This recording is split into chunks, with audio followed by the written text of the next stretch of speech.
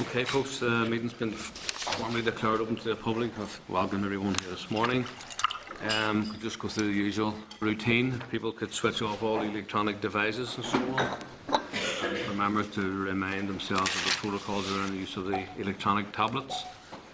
Ask any members of the committee to declare any interest relevant to the agenda today. There are none to record. Moving on to apologies then. We have apologies from Paula Bradley. Any other apologies to record? None other. We move on to the draft minutes. Item 2, page 5 of your pack. These minutes are the draft minutes for the meeting on the 6th of March 2014. Are members content with the minutes for accuracy? Members agree with the minutes for accuracy? Thank you. Chairperson's business, just item number 3, just one point really. Just to advise members that Kevin and myself had a very brief meeting with the Minister on Monday last, just to discuss a couple of items. It was a short meeting. It was really just to discuss very briefly the Minister advises around the discussion he's been having with the President Executive in relation to the upcoming recruitment for a new Chief Executive. Members are aware that John McPeak stands down at the end of this month. And it would appear that the SIB are also have conducted some research on behalf of the Housing Executive to assist in the forthcoming recruitment exercise.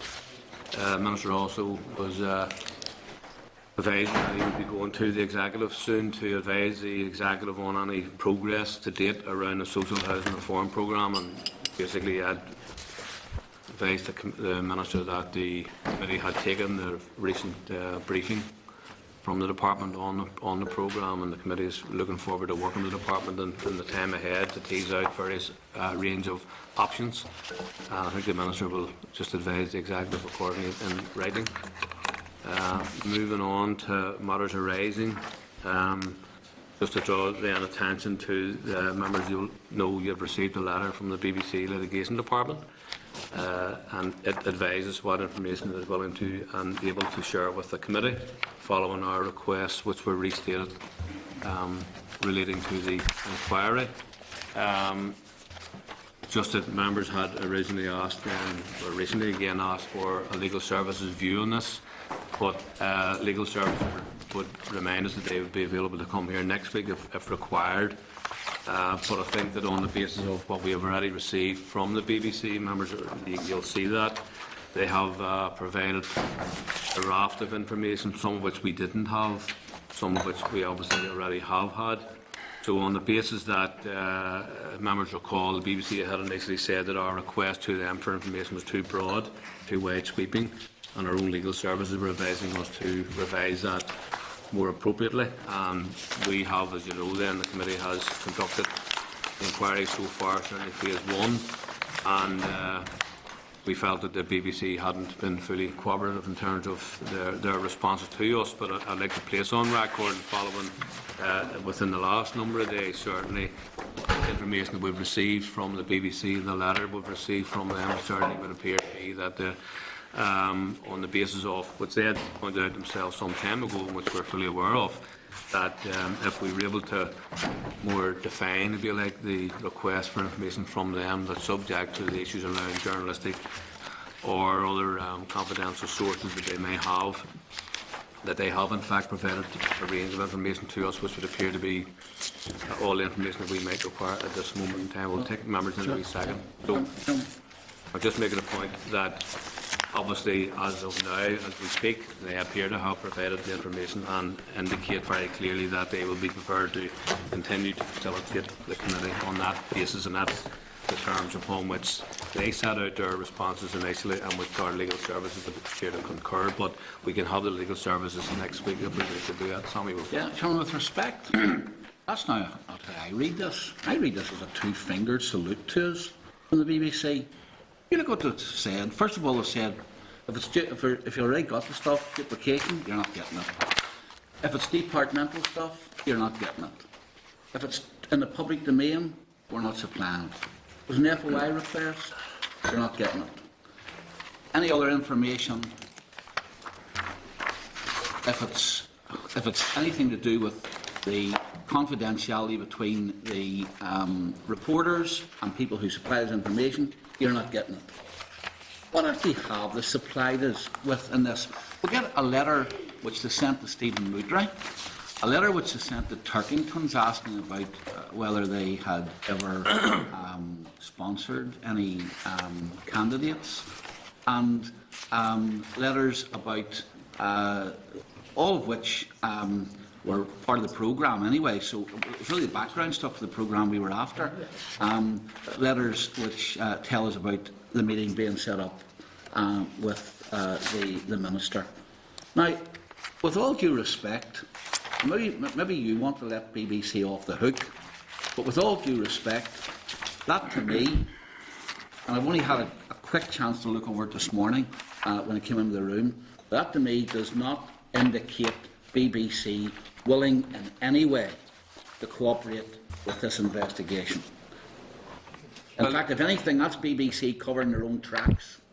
Well, first of all, I don't want to let anybody off the hook. I don't want to put anybody on the hook either, for that matter. We have a job to do here, and that's the job that we're doing, and we'll stick rigidly to Well, that. I'll tell you one thing. You see, if we got a response we got from the Minister, we'd have been down on him like a ton of bricks. Well, the other point I want to draw your attention to is, the BBC have agreed to supply us with additional information. That's in Appendix A that we do not have. We're going to get that. So, I'm more than happy for members to express their views on this, and we can bring the legal services to another meeting, and we can tease it out with the legal services, and I have no issue with that whatsoever. So I'm not interested in letting anybody off the hook or putting anybody on the hook. Just want to say that certainly from the information that we've been given. We have carried out some research ourselves, some considerable body of research which our officials have been very largely engaged in. We've received a considerable amount of stuff, documentation from the department, albeit a lot of that was nearly dragged out, in my opinion, in some cases, and that was a problem that we continually drew attention to. Hopefully we'll also resolve that, and I want to again put that on the record. So we can have additional information, and we will get additional information from the BBC, as they have quite clearly said in their letter and their correspondence actually to us. So it may well be that they don't have any additional information in regard to Phase 1, but I'm more than happy if members want to take the legal services in here for a briefing. Gregory, did you want to come in on that? Yeah, it's a more general point than the one Sammy's made. Just for I see the date that they replied here eventually, after a series of weeks of us trying to get this information. Did our statement, which was critical of the BBC, did it go out in the immediate aftermath of our meeting last Thursday? It did, yes. Right. So, the BBC are very keen on numerous occasions, on a wide range of topics, to indicate that various people only react after issues have been brought into the public domain. We've been trying to get some information from them for a series of weeks, and then whenever the public statement that we released last Thursday goes, within a couple of days, then we managed to get something, and as Sammy said, it almost seems as if it's damage limitation on the part of the BBC, but they only reacted after that public statement went out. So I'd be very keen to see what further information has to come from them. And hopefully won't have to add even more pressure on them, given, as I've said on numerous occasions, the only reason we've been here for 8 months is because of the BBC in the first place. Okay, so are members happy enough then? We would, well, first of all, we await then the final receipt of the information from the BBC. Yeah. And then we'll take it from there. Okay. For that. And just a couple other. I'd like at least my dissatisfaction registered with the response which they've set, rather than the complacent view which you've expressed, Mr. Chairman. I've expressed a factual position. So, okay, so your notes, your comments are recorded. Thank you. Then moving on then to the next item, which is page 3 of your tabled items. We have a response back from the Committee for Standards and Privileges. They've written to the committee over the concern that we expressed regarding the apparent leak of information from the Campbell Tickell report by at least one of the contractors. The committee has advised us that without any evidence to suggest that any particular MLA is the source of the leak, the Commissioner could not accept a complaint or undertake an investigation on his own. So, I mean, if the committee wishes to come back to this at another point in time, we can do that to consider it on a more substantive basis. So, that's fair enough to note that. So I want to again remind members then that next week's meeting will be held in Bagenal's Castle in Newry. There's no member has indicated any need for transport from the committee from here to Newry. Obviously, the meeting, there's an agenda for the meeting. Newry and Mourne Council official will also brief the committee on the town centre regeneration schemes. And I thought I heard something on the radio today. It may be topical. So there will be council officials and others there to brief the committee on town centre regeneration schemes and neighbourhood renewal projects in the city, and then there'll be a short site visit to be scheduled as well, and Kevin and co are looking after the arrangements of that. So the meeting next week will be held in Bagenal's Castle, Newry at 10 a.m.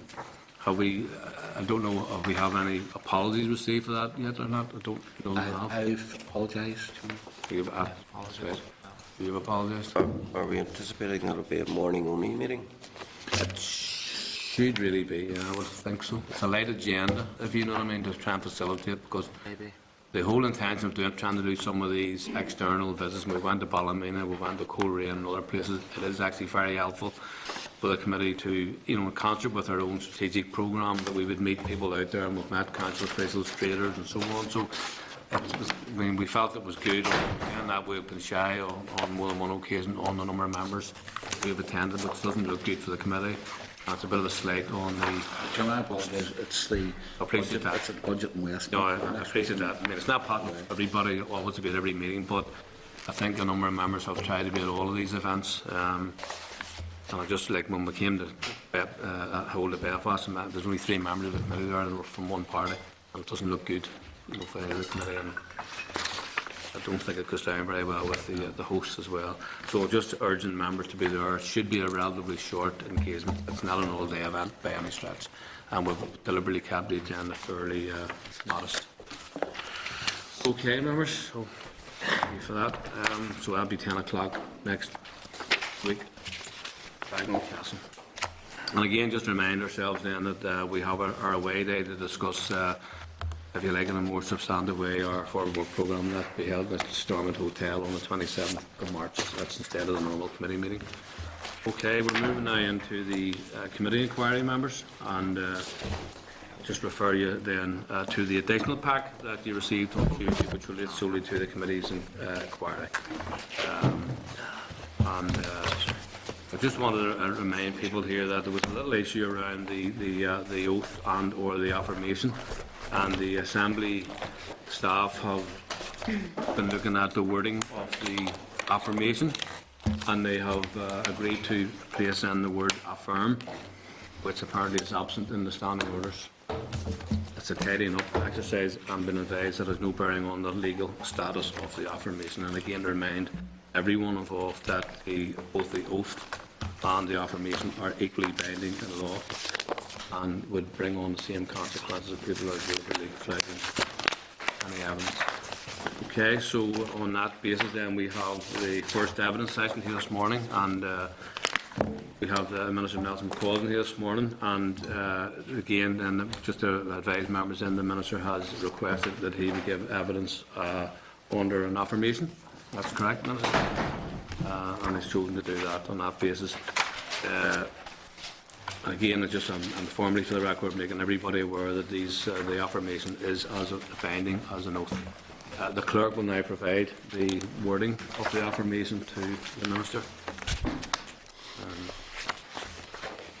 And Minister, you're satisfied that you've read the affirmation and you're... I'll read it now. Okay. I, Nelson McCausland, do solemnly, sincerely and truly declare and affirm that the evidence I shall give shall be truthful and honest, and that I will give the committee all such information and assistance as I can to enable it to discharge its responsibilities. Okay, thank you. That's in the record. I think, Minister, you wanted to... I mean, obviously when people are required to give evidence, they are given the opportunity to give a submission in writing to the committee. I think you want to make a brief statement this morning, Minister, in regard to your evidence. No, Chairman. I'm quite content that in your letter there were 2 questions that were raised. I'm happy to respond to those, but individually and in response to questions, but not have no initial statement to really make. Okay, thank you, Minister, for that. Okay, so if I could just, bringing all obviously members in to question, just have a couple of questions here initially, just to start us off. You said in the letter to myself on the 10th of March, this is obviously on behalf of the committee, that the meeting of the 28th of June was to discuss your response to a letter received from Spotlight on the 27th of June 2013, requesting, and this is your words, requesting that I consider an on-camera interview. The letter which I signed and which was issued on the afternoon of the 20th of June would appear to be the result of that meeting. The letter, got to draw your attention in the letter in tab A of the inquiry pack, which you would have. All right. Just give you a minute to get that open. So the tab A of the inquiry pack.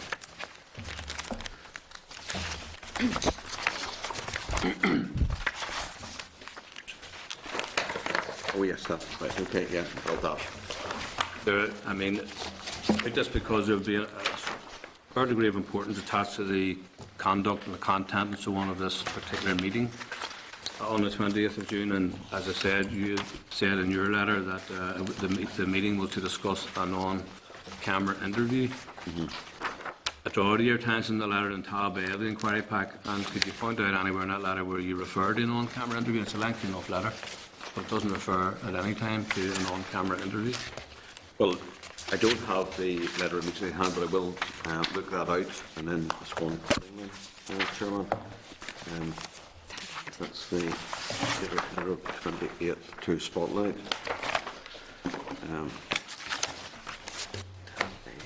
I think it's important to remember, Mr. Chairman, this is one of a series of letters that went backwards and forwards between myself and the BBC at that time.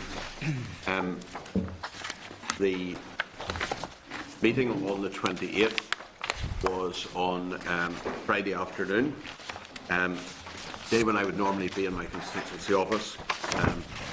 I must have come into the department especially for that meeting, although, quite honest, it's quite a long time ago now, about 9 or 10 months, thank you. And like many other things that have happened 9 or 10 months ago, I can't remember the exact detail of it. I can't even recall the content of the conversation. The presumption is that it was about that matter because they were pressing us at that point about an on-camera interview. But again, I say to you, it's a lengthy letter, so clearly the meeting discussed more than an on-camera interview, I would suggest, given the response. It is a lengthy letter, and in your response to us, you didn't refer to an on-camera interview, so it seems a bit unusual that you would refer to an on-camera interview when you don't refer to it at all in your letter, which is a lengthy letter back to the BBC. Well, first of all, I said that I can't recall the detailed nature of that conversation that afternoon when I was in the office. It is 10 months ago. The letter is to the BBC. It's there in front of members. That's as far as I can basically go. And could you give any explanation as to why there were no persons in that room, according to the list of attendees, who would be advising on such matters as on-camera interviews? So, I think it's important also, if members, including yourself, have read the response that I made there, in Annex A, I do say, I understand that the diary entry records at subject meeting with officials, so that's was in the diary as the subject of the meeting, or the nature of the meeting rather.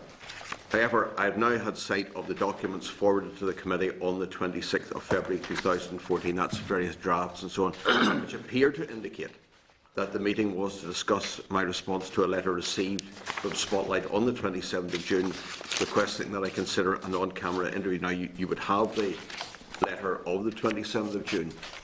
from the BBC in which that is stated, that they were requesting an on-camera interview. The only conclusion anyone could reach, I think, is that the letter to Spotlight, which I signed and which was issued on the afternoon, late on the afternoon of the 20th of June, would appear to be the result of the meeting. That's what I said in my response to you.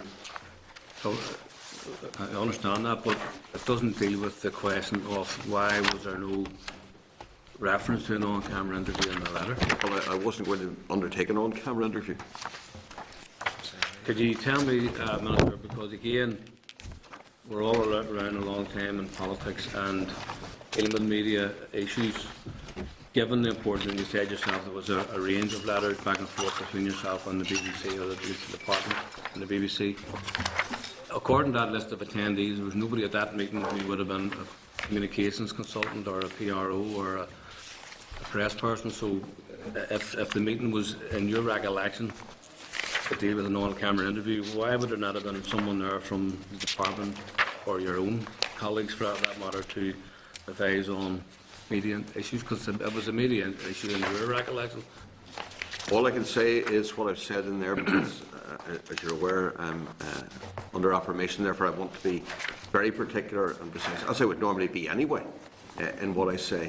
But I have been advised that my diary indicates the meeting was to include Will Hare, Jim Wilkinson, Michael Sands and Susan McCarthy. Whether or not someone else attended from the press section or popped in or out, I couldn't recall. Said I can't recall the details of the meeting. I would have in the course of a day many meetings, and this was just one of many, so we are talking of something 9-10 months ago. That may well be true, but would there be that many meetings that you'd be discussing what could be potentially quite a significant... Well, Mr. Chairman, I've said I cannot recall the details of the meeting, and that's as far as I can I'm go. aware of what you said, and that's why I'm probing the question, probing the responses. Well, if you can't recall something, you can't recall it. Okay. Darren, can you remember how many people were at this meeting 5 months ago?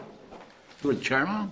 I could actually go back and check before we make a comment about it. That's what I would suggest. And I'm going to go back, and I'm sorry, I don't want to cross arguments here. And I will bring all the members in, obviously, as they indicate to speak, and have a number already indicated to speak. In terms of, Minister, going back to the question of the understanding, your understanding, as you repeated here, of the nature of the meeting on the 16th of April, you had suggested to the BBC that their allegations were scurrilous accusations, that their information, your sources, you were concerned about their sources and so on and so forth, and that you would be taking legal action. Now, subsequent to, certainly recently, you've come back to the committee and basically said that you had inadvertently misled the committee. I think that's your words. Was there legal action initiated against the BBC? Darren, can I just ask something before you ask that question? Maybe you'd remind us of the terms of reference of this committee and whether or not we were investigating the glazing contract, or whether we're investigating whether or not legal actions taken against BBC. I can't ever remember the terms of reference mentioning. We're not actually. Maybe if you would read out the terms of reference, it would. Well, all I'm saying is this. If we're going to have an inquiry, let's make sure that the inquiry sticks to the terms of reference that this committee has agreed, and not because you don't get a result in one line, you decide to add something else in. No, we're not doing that at all. In Well, fact, maybe let's just, before we'll proceed down this route. Well, Because, I- I mean, Sorry, I don't Tommy. understand. I don't understand some of the issues that we're. I mean, if we can bring in every Tom, Dick, and Harry kitchen sink stuff, then we'll just ask them anything. But if we're going to stick to the terms of inquiry, let's stick to the terms of inquiry. That'd be helpful. actually, that is what we're doing, actually. And we have done that regularly, actually. Well, maybe what part of the terms of inquiry refer to The- legal action against BBC? We're dealing with the allegations that the committee was misled by the Minister for Social Development over his decision to seek a review of the specification for the supply and fitting of double glazing. We're not investigating any particular contract. I assume that the line that you're taking on this is that the Minister said that he would be taking legal action against BBC. Whether he has or not, I haven't a clue. But that is not, quite clearly, that is not, from what you read out there, part of the terms of this inquiry. It is. No, Chairman, with all due... Read it out again. Read it out again. Okay. Allegations that the committee was misled by the Minister for Social Development Over what? Over his decision to seek a review of the specification for supply and fitting. Over his review, exactly. There was a lot. So then, stick to that. Excuse me. Stick to that. Stick to that. Mr. Wilson. Excuse me. I'm chairing this inquiry. Oh, you're not chairing it very well. This inquiry has been You're not chairing it very well. You're just wandering all around the place looking for someone to have a go at. Excuse me, Mr. Wilson, you will have all the opportunity, like every other member around this table, to ask all of the questions. We are sticking to the terms of the inquiry. We have done so since day one. And as proof of that, there's not one person who's been a witness in this inquiry has either been making an allegation of unfair treatment, and I have rigidly stuck to the procedural fairness principle underpinning this inquiry. Now, there are terms of reference for this inquiry. We're sticking to them. If any witness feels that that has been abused, then they will have the opportunity to challenge that, and that's what they will all have. For as long as it takes. No, and we should all rigidly adhere to that. And I guarantee that if I were to ask questions which were outside the terms of reference, you would, as chairman, bring me to heel about it. I am bringing you to heel about it because the terms of reference you've read out, whether the committee was misled in relation to the review of the glazing contract. Yeah. That's what. Well, what are you asking questions then about legal action being taken against the BBC? Well, first of all, Chairman. First of all, sorry, 1 second. Sorry, probably second. First of all, Tommy Wilson, there's nobody in this room taking anybody to heel. Nobody. Neither me, you, or anybody else. This inquiry will be conducted under the terms of reference to the inquiry. It will be conducted under the legal remit which allows us to do that, and in fact, tells us to do that. And that's what we're doing. These are not easy issues to be dealing with. We all accept that. We all understand that. We're all people who are working together on a regular basis. I did a meeting with the Minister on Monday, reported that to the members early on. Do I feel comfortable having to do this? No. But it has to be done. We're pursuing. The Minister came here. It has to be done properly. And it will be done properly. And any witness to this inquiry will have ample opportunity to challenge. And I hope that they feel free to do that. And I've made it very clear to every person who's given evidence to this committee that they have every opportunity when they finish their evidence, during their evidence, after their evidence has been given. If they feel it's been done wrong, then they will have every opportunity to challenge that. And I will stand over my conduct of the chair of this meeting. So there's nobody but bringing anybody to heel in here. This is a professional committee doing a statutorily based inquiry. And we have a responsibility to probe. And there are gaps in evidence, there are gaps in memory. I think it's appropriate that we pursue the questions that we feel are appropriate, as long as they're within the terms of reference. Okay. The difficulty there, but Chair, is your understanding of the terms of reference and our understanding of the terms of reference is entirely different. And I have to say from the outset, I said that you had a biased opinion. You brought your bias to the very first meeting in terms of this investigation. And your bias continuing today. If you want to disrupt the meeting, I will adjourn the meeting. Chairman, could I say, it's quite clear that some members, the DUP members, have come this morning to be the human shield in respect of the Minister, and are raising all we have come to make sure you engage in all sorts of issues to try and be that human shield. Put the halo over John's head like he's just Mr. Perfect. I appreciate your trying to. If we don't conduct this inquiry under the guidance of the chair, I'll adjourn this inquiry this morning. All we're saying is keep it up to terms of reference. We are sticking to the terms of reference, but I'm making the point I will adjourn. Every member here will have the opportunity, in order, when they request to speak. Every single member. I've said it to you before, Trevor. There are members here now who weren't during the discussions, members of this committee. which agreed the terms of reference, go back and read the terms of reference and study the terms of reference. You've just read them out and it does mention Oh, no, BBC. that's not all the And terms of I reference. was there Three at the time of the terms of reference. And that's fair enough. Some members weren't. And I remember we disputed making for that quite a point, long Trevor. time I'm to making get an a point. agreement in terms of what the terms I'm of reference making were, that point. and they're broad enough, and you're Trevor, broadening them even further. People think they're going to be here to disrupt the meeting. It's not going to be allowed to happen. It won't happen, because I will adjourn this meeting. Okay. Mickey Brady. Yes, thanks, Chair. I think a bit of objectivity rather than subjectivity might be applied here. Good idea. And a bit of common sense coming from the members opposite as well. Please just stick to the questions people want to ask. Minister, a few questions. In her evidence, the committee on the 9th of January 2014, Ms McConaughey stated that she assumed the instruction to change the minutes of the meeting of the 16th of April came from either the Minister or Special Advisor, since they were on the impression that the meeting was with the Glass and Glazing Federation. In your evidence to the committee on the 12th of December, you stated, as I at that time believed that the attendees were representing the Glass and Glazing Federation, the note was finalised to reflect that position. In light of this evidence, I would ask you, can you provide any insight as to why Ms McConaughey would have assumed either you or Mr Brimstone requested these changes? Also, if I could make the point, you in your previous evidence to the committee suggested that you were quite far removed from the private office and indeed from the secretary there, or the admin staff there. It seems to me, and as far as I am aware, Ms McConaughey would have worked with you in DCAL, and in fact requested to move to DSD. So obviously there was a working relationship there.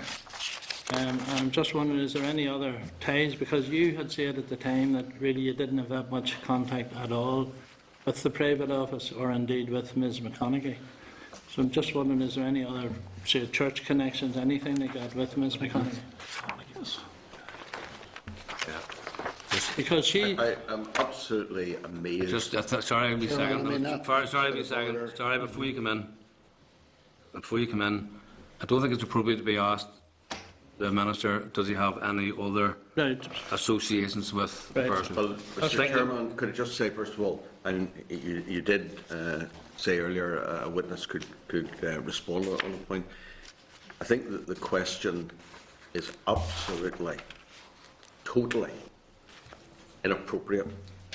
The answer actually to the question would be no, but it should never have been asked in the first place.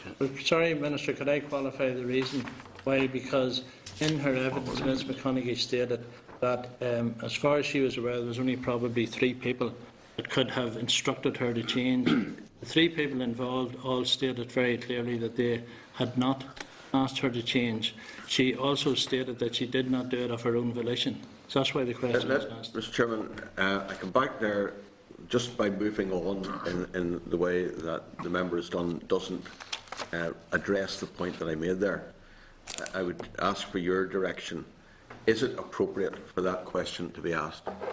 I've already said it wasn't. It wasn't. I've already said that. Well, could we? I already told the member Could it then it be wasn't. made It didn't clear happen. to members that I think that's an example of where the thing can go wrong? It's totally inappropriate that that question should have been asked. Well, and sorry, I've said, but just for the record, I have said the answer is no. But that's okay. No church connection, no other connection. That's fair. As regards the final version of the note of the meeting, I had said in my evidence on the 12th of December that, as is the usual process, the note was drafted and then amended to more accurately reflect the discussion. As I, at that time, believed that the attendees were representing the Glass and Glazing Federation, the note was finalised to reflect that position. I think if you look at Ms McConaughey's evidence that she gave then in January, I don't have it actually in front of me at the moment, but she did say that she could not recall the full detail of that particular occasion. Her recollection of something that had happened a long time previously. Again, we're talking of something that happened a year and 3 quarters earlier. She said she could not recall that. It was 2 years ago almost. She had no recollection of an instruction, but she went on to say, assuming that the instruction came, it was purely an assumption. Assumption on her part, regarding something she couldn't recall, I can't recall it either. But with respect, what she did say was she could not and would not have changed it of her own volition.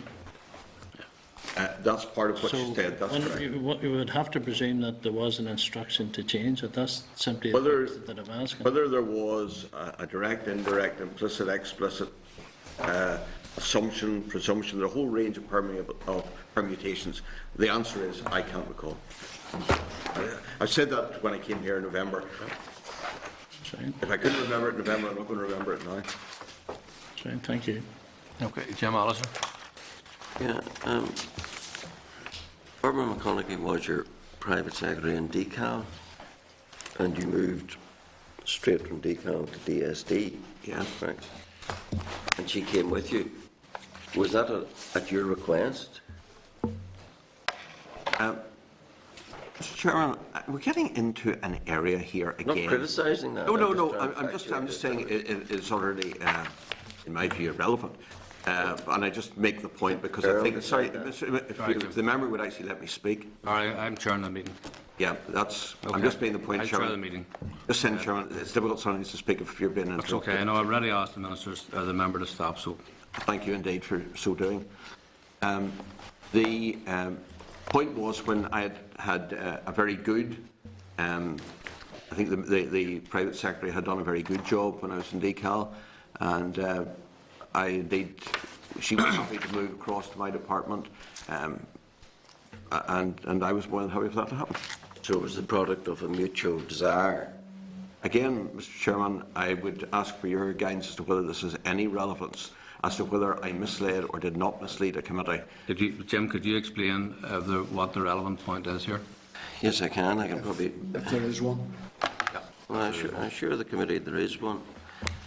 One of the problems that this committee has to try and untangle is who and why a direction was given, who gave the direction, why the direction was given as to the changing of the minute.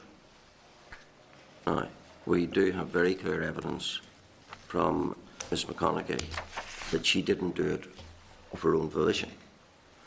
In consequence, she was directed. She has taken refuge in saying she can't remember who it was. I want to establish how long the Minister had known Ms McConaughey as his private secretary, and to go on to explore with him whether he found her always efficient and good recall of detail and all of that, so that he might balance out and see if there's any light to be shed upon the evidence that she has given us. I think it is wholly germane to the inquiry, and something that the Minister, I fail to understand why there'd be any reticence in telling us that. Well, if I can make a point, Minister, that in your own evidence,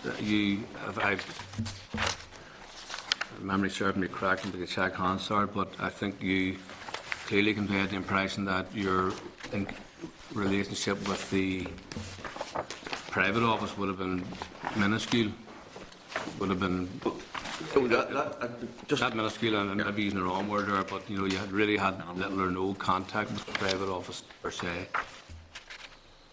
Yeah. It may be fair enough, but I mean, That would be. before you come in and respond, the difficulty is that we're dealing with narrow ground here insofar as that there were a small number of people who could have given such a direction, and Mrs McConaughey was very clear in her evidence that whatever else she said, some things she couldn't recall. She couldn't recall who instructed her to change it, which was very clear in her evidence that she would not have done it other than by direction. And what we have to try and tease out here is, well, maybe someone might remember, but what was the relationship within the department? First of all, in regard to, because there were a number of points that Mr Allister raised and a number of points that you, Chairman, have raised, so if I miss any, you can draw me back. First of all, in regard to the relationship between a minister and a private secretary in a private office, I think your description of the nature of that relationship was somewhat inaccurate, insofar as. Well, I will correct it. Okay, yes, I will please correct do. it. It says, in your own evidence, you said, I have very few dealings with the internal workings of the private office. That's the point. I have very few dealings with the internal workings. And by the internal workings, I meant the details of how the trim system works in terms of what is put onto it or what's not. In fact, interestingly enough, it was only during preparation for this inquiry that it became clear to me just the amount of material that's kept on the system. I have no access to that system at all. Ministers don't have access to the trim system, so I had no idea just the amount of material that's kept in there or the internal workings. But the private secretary plays a very important role for any minister, because that's the person who brings correspondence, takes note of a meeting, accompanies you to an event or whatever. So there is a very strong and important relationship. Now, there are two people, I think, two people in the room who have been in a department as a minister, and they would understand that. It might be helpful sometime if other members had an opportunity to explore that and find out about that, but it is a very important working relationship. My reference was very specific and focused. I said very little input or connection with the internal working. So all of the how many copies there are, do they go in triplicate to this person, that person, the other person? I wouldn't have anything to do with that. I have enough on my plate, as any minister would have, dealing with the business of the department, dealing with all the issues that are important that you deal with. I don't have time to get into the nitty-gritty of all the paperwork that is kept there. Second thing was, reference was made again to the fact that people remembering something, and a point has been made by one member of the committee, Mr. Wilson there, where he said about people's ability to remember something that happened 6 months, a year, 2 years, whatever ago. I think most people have difficulty recalling something that happened 2 years ago, because in the course of a day there are so many meetings, there are so many events, there's so many things going on that you're going in and out of meetings just constantly throughout the day, so one meeting almost melds into another. The question was asked also, I think, by Mr. Alistair about the, I suppose it was really the professional ability. I haven't asked it yet. Well, you I think did, if we go back. With respect, I would like the minister to answer questions I ask him. Well, I was asked to explain where I was going. I explained where I was going, and now he wants to anticipate where I'm going. Well, I'll bring you back in a wee second, Jim. So I can't. it's very difficult when Mr. March asks questions at the other end, and we're back and not giving forward. questions. Very obvious the conclusion he's drawn already anyway, so I don't think it really matters. Yeah, I haven't asked any question at the moment, so I'm just trying to moderate this. So, Jim was asked to explain the rationale. He did. I tried to clarify it a wee bit. I think we have done, and you've given a fairly lengthy response to that there. So, I mean, I want to bring Jim back in to ask a question, but if you need a sorry, Jim, before you do, but is there another response you wanted to make? No, apparently I'd answered the question, so I'm waiting for the next question. I'm not at all criticising or questioning the fact that there would naturally be a close relationship between a private secretary and a minister. I'd expect nothing else. I was suggesting to you that having found that a satisfactory relationship in DCAL, you and she decided that it would be appropriate and helpful if that continued in DSD. Is that a fair assessment? I'm not criticising that. If I found someone doing a job and doing it well, I think it makes good sense to see if that person might transfer across. That's right, absolutely. So you found her to be trustworthy, loyal private secretary with whom you could work well? I think that she had all the attributes of a good private secretary. And efficient, I think you've said. And could you tell us, did you have a good memory for detail? Do any of us? No, just try and answer the question. Well, yes, I know, but it's important to understand a question fully, and if the member would, and I'm sure you'll, Chairman, want to make sure that I get every opportunity to answer the question in my own words. In terms of remembering detail, yes. And I repeat again what I've said already. And I remember the full detail of something that happened 2 years ago, which at the time had very little significance. The answer is probably not. Yes. The only thing that I do remember very well about the meeting, because it was the one thing that dominated everything else, was the fact that there was the potential to save between £15 million or more in terms of money to the public purse at a time when the cost, projected cost, of double glazing all of the housing executive properties looked at one point to be almost prohibitive.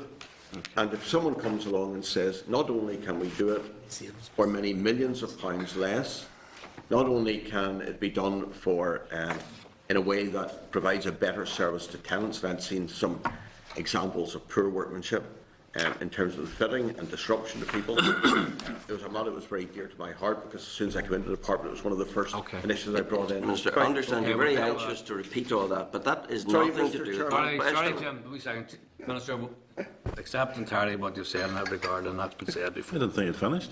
I haven't actually got a chance to Well, I mean, it's not an opportunity to go into I would have thought a range the of other committee was things. very happy to hear about Sorry, this. folks. I was happy to hear Sorry, that. members. I don't want to go down this road again. Let's We start don't. again. That, with respect, is not what we're taking issue with. No, We're not taking issue with that. The point was raised as what people might remember or not The remember. point was raised, Sorry, well, Mr. Chairman, did you if I- find Sorry, Ms Jim. McConaughey Jim, and the sorry. committee for Jim, detail? I'm sorry. I do find it. Hold on a second. I do find it difficult, Chairman, constantly being interrupted. Just want to talk. Sorry, Sorry, Mr. Mr. Allister. Chairman, again. Sorry, Mr. Allister. Sorry, Minister. Yes, Mr. Okay. Chairman, could I ask actually for some direction to the committee that people do not interrupt? I do my best. I know. I've already said I will adjourn the meeting if it continues on. Sorry, members. Can you say that? Sorry about that. I'm sorry for that. Please, people, do not interrupt when others are speaking. I'll do my best to moderate this, and if it doesn't work, I'll just suspend the meeting. Simple as that. So, nobody's taking issue with that aspect of it whatsoever. So I'm suggesting we don't need to labour on that. No, Okay. all I was simply saying was that there are certain key things that will stick very much in your memory. There are other things that may not. Bring in a second, Jim. Okay, thank you, 5 minutes. Could I return to the actual question? Did you find over your years of working with her that Ms McConaughey had a good memory for detail? Right, either that's a yes or a no. Yes, right. The problem, you see, Minister, for the committee is this, that when it comes to this issue about the minute of the 16th of May 2012, the problem for the committee is that this lady with a good memory for detail tells the committee that she can't remember who instructed her to change the minute. But she does refine it down to saying, certainly wasn't herself, and it's most likely to have been you as Minister or your special advisor. And that's the point the committee's at. Now, can you help us at all about that? Since that evidence came to light that your private secretary, then private secretary, can't remember whether it was you or the SPAD, have you, for example, carried out any inquiries? Did you ask your SPAD? Have you had a discussion with them about, well, let's try and cast our mind back here, who might have said what and what might have happened? Have you tried to do anything like that to help the committee? Chairman, just before, I mean, there's part of the question's been left out. I mean, what Ms McConaughey said was the Minister, the Special Advisor, or another senior I'm official. sorry, Trevor. Well, I mean, Trevor, you will have all the opportunity to come back on that, please. well, I'm glad you're giving him. You will have the rights no, to you take and it you'll have off as on long. another tangent And you'll again have as long. in the area that he wishes. Sorry, But Trevor. it's clear what Ms Trevor. McConaughey said. It's on the Trevor papers here Clark. that another Member senior Trevor housing Clark. official. Sorry, I wish you just to stop. I'm sure you do. I do. And I will insist that members do not continue to interrupt.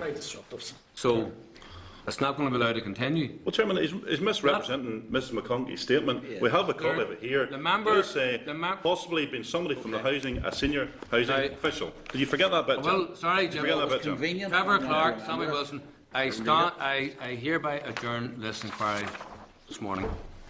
For how long, Chairman? I'll consult with officials and Jim gets his memory back. we'll resume.